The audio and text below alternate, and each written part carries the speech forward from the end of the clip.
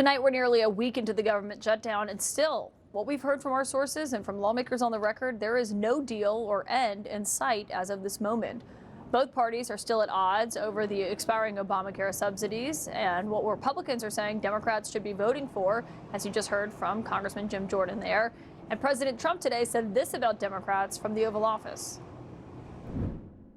These Democrats are like insurrectionists, okay? They're so bad for our country. Well, they're the ones that started it. They're the ones that have it. And it's almost like a kamikaze attack by them. The Democrats have no leader.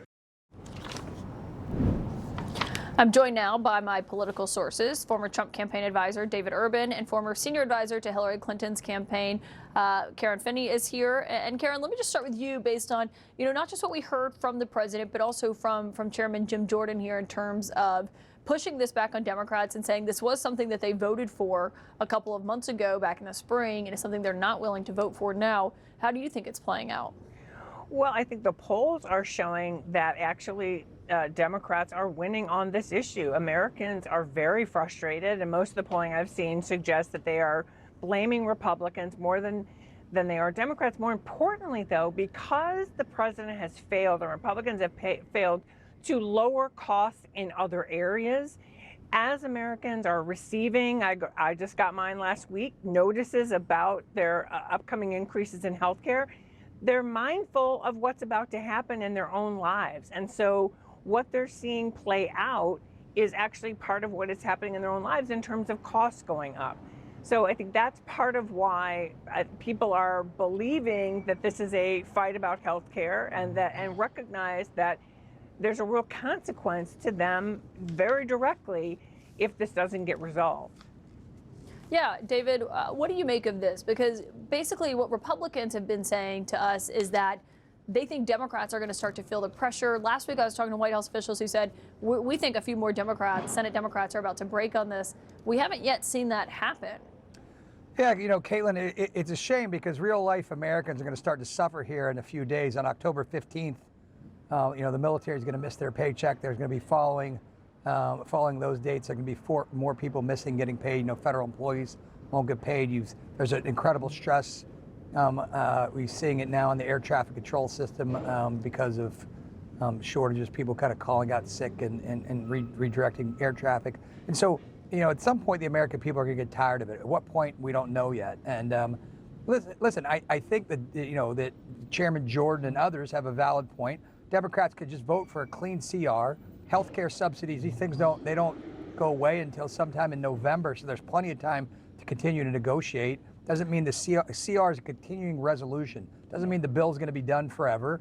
You can keep negotiating. And as Caitlin, you were in the Oval the other day, and the president said, he seemed to make space for a deal on healthcare. Seemed a little different today, but seemed to make space on there's a possible deal for a healthcare resolution. So I think if you're Democrats, it'd be best to vote for the clean CR and negotiate on the healthcare subsidies moving forward, because nobody wants to see those healthcare subsidies kick in or be kick out right before a midterm election. But the challenge, I'm sorry, Caitlin, but can I just mention, part of the issue here is that it's not a clean CR, and the politics have really shifted since the spring, because the CR, the resolution that was initially passed, what we're talking about now includes $1 trillion in cuts to Medicaid. That's part of the concern that people have about it. So it's the Medicaid cuts as well as what's about to happen to healthcare.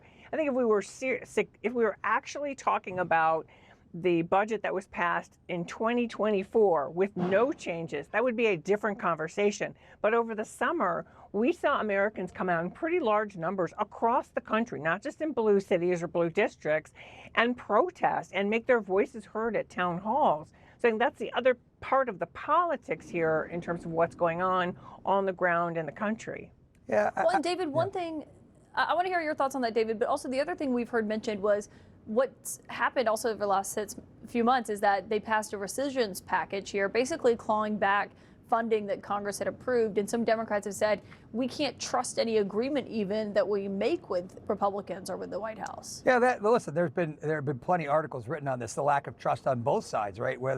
And the ability to negotiate in good faith moving forward. It's a real problem. And listen, again, I think the losers here every day are the American people, right? The thing that people elect, listen, when you come to Washington, you're supposed to make this place work, right? You're supposed to cross the aisle, cut deals. It's not, people say it's not pleasant watching the sausage get made.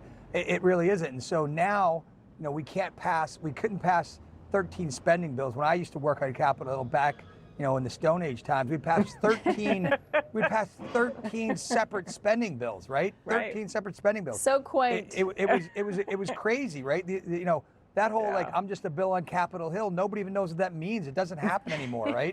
Yeah, they're gonna have to update that to be about continuing Schoolhouse Rock at this point. Yeah, Schoolhouse Rock is not applicable, right? So members, whether you're Democrat or Republican, you kind of have to figure out where your lines are, and I think that people are going to have to cross over here. Listen, people talk a lot about bipartisanship. It's a kind of a dirty word in Washington these days, but fault lines are drawn. We hope we can erase some of those. Listen, I like what President Trump said the other day. He wasn't, saying that healthcare was no. He seemed to be making some space for that.